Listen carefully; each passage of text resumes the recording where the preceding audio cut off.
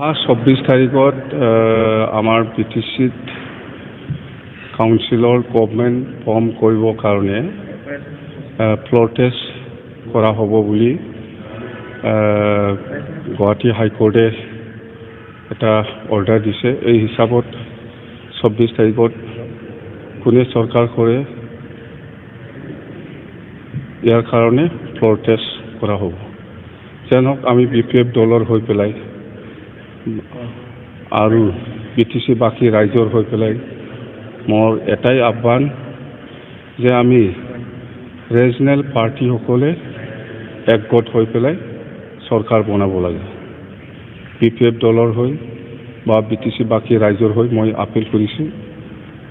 যেনে regional party বুলি ক'লে BPF, আমাৰ UPPL, গণ সুৰক্ষা পাৰ্টি বা AGP বা যিমান মানে ৰিজনেল পলিটিকেল পাৰ্টি আছে, আমি সকলোৱে একগোট হৈ পেলাই BTC চৰকাৰ কৰিবৰ কাৰণে মই নহ'লে যদি ইয়াত কোনোবা নেশ্যনেল পাৰ্টিয়ে যদি ইয়াত শাসন কৰিব লগা হয় তেতিয়াহ'লে BTCৰ অস্তিত্ব নাথাকিব।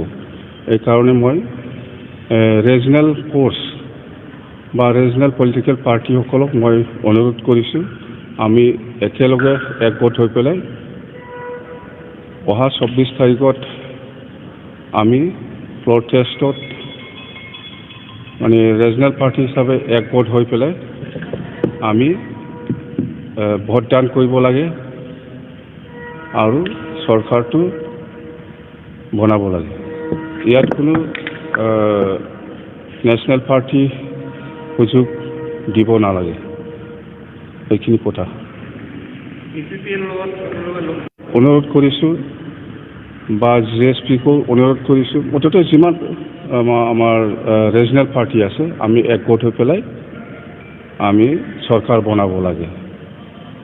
এইখিনি কথা আশাবাদী মানে মই অনুৰোধ কৰিছোঁ সকলো political party, regional political party, মোৰ এটা বিশ্বাস আমি ৰিজনেল পাৰ্টি হিচাপে একগোট হৈ পেলাই BTCখন চলাব লাগে। নিশ্চয় BTC বাকী ৰাইজ সেইটোৱে বিচাৰি আছে আৰু আমি BPF দলৰ হৈ পেলাই সেইটোৱে বিচাৰি আছে যে BTC শাসন যদি কৰিব লাগে ইয়াত নেশ্যনেল পাৰ্টিৰ কোনো প্ৰয়োজন নাই। লোকেল পাৰ্টিয়ে যথেষ্ট আৰু লোকেল পাৰ্টি হিচাপে যদি চৰকাৰ কৰে তেতিয়াহ'লে আমি মানে এই BTCখন এটা শান্তিপূৰ্ণভাৱে আমি চলাব পাৰিম আৰু আমাৰ মাজত যিমান জাতি জনগোষ্ঠী আছে সকলোৱে বিচাৰিছে, সকলো দল সংগঠনে বিচাৰিছে, BTC অঞ্চলৰ যিমান জাতি জনগোষ্ঠী আছে সকলোৱে বিচাৰিছে যে ইয়াত নেশ্যনেল পাৰ্টিক এনকাৰেজ কৰিব নালাগে। BTCৰ ক্ষেত্ৰত মানে ৰিজনেল পাৰ্টিয়ে চলাব লাগে। এই কথাটো সকলোৱে উপলব্ধি কৰিছে আৰু বিচাৰিছে। এইখিনি হোৱা নোহোৱা সেইটো কথা নাহে। মই আপিল কৰিছোঁ যে আমি সকলো ৰিজনেল পলিটিকেল পাৰ্টিয়ে একগোট হ'ব লাগে। কণ্ডিশ্যনটো একো থাকিব নালাগে। মইতো আপিল কৰিছোঁই। আপোনালোকে সকলোৱে গম পাই আছে যে হাগ্ৰামা মহিলাৰীয়ে চিফ বা ডেপুটি চিফ হোৱাৰ কোনো প্ৰশ্নই নাহে। একগোট হৈ থাকক, BTCটো শাসন কৰক। বাছ মই যে চিফ হ'ব লাগে বা কোনোবাই যে চিফ হ'ব লাগে, মই যে চিফ হ'ব লাগে সেইটো ডিমাণ্ড নাই। মই কৈছোঁ আমি সকলো ৰিজনেল পলিটিকেল পাৰ্টিয়ে একগোট হ'ব লাগে আৰু BTCটো ৰিজনেল পাৰ্টিয়ে শাসন কৰিব লাগে। সেইটোৱে PSৰ কথাটো মই যোৱাকালি উইথড্ৰ কৰিছে। কাৰণটো হ'ল মোক একো ইনফৰমেশ্যন দিয়া নাই, মানে মোৰ হাউচ গাৰ্ড বা পুলিচ পাৰ্চনেলবিলাকক কমাই দিছিলে। সেইকাৰণে মই মোক একো ইনফৰমেশ্যন নিদিয়াকৈ 4 দিন না 5 দিনমান আগত 4জন না 6জন এনেকুৱা মুঠতে কমাই দিছিল।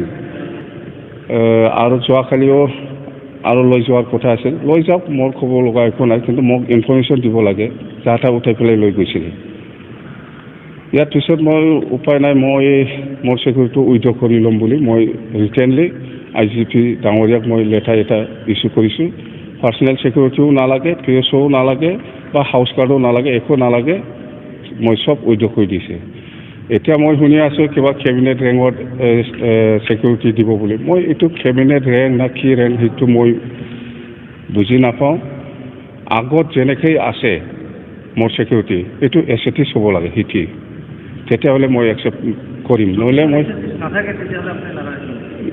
SAT আগৰ নিচিনা SAT যদি নিদিয়ে তেতিয়াহ'লে মোক কোনো কি বুলি কয় PSO নালাগে হাউচ গাৰ্ডো নালাগে চিধা কথা